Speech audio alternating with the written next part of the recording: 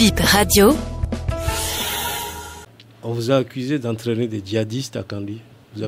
D'entraîner des djihadistes à Kandji, vous avez entendu ça? Non, mais là on atteint des sommets dans la mauvaise foi. Vous savez, c'est faux. C'est évidemment faux, mais on nous dit aussi qu'on finance les terroristes. Mais je ne sais pas quel schizophrène peut affirmer des choses pareilles, quoi. Vous savez, moi j'étais au cabinet du président Hollande quand la décision d'intervenir au Mali, de lancer l'opération Serval, a été décidée. D'ailleurs, le président Macron faisait partie de cette équipe et a entendu la même chose.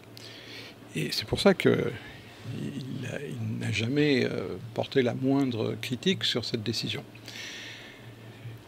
Le président Hollande, quand il a vu que Bamako était menacé et pouvait tomber et devenir, dans les jours suivants, un califat d'Al-Qaïda, a décidé de faire intervenir l'armée française.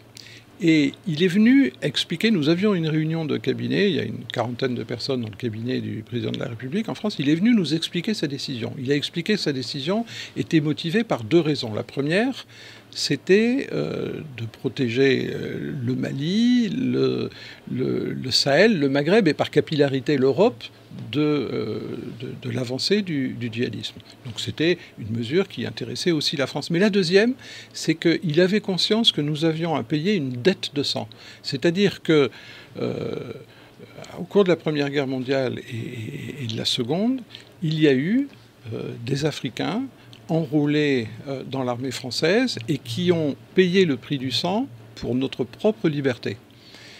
C'est-à-dire qu'il y a des Africains qui nous ont contribué à nous délivrer d'une forme de totalitarisme qui était le nazisme. Et donc, il a considéré que nous avions une dette de sang et que nous devions contribuer à aider les Maliens à se délivrer d'une autre forme de totalitarisme qui est le djihadisme. C'était ça la raison. Vous voyez ? Et donc, et on a perdu une soixantaine de jeunes Français qui ont combattu pour justement acquitter cette dette de sang.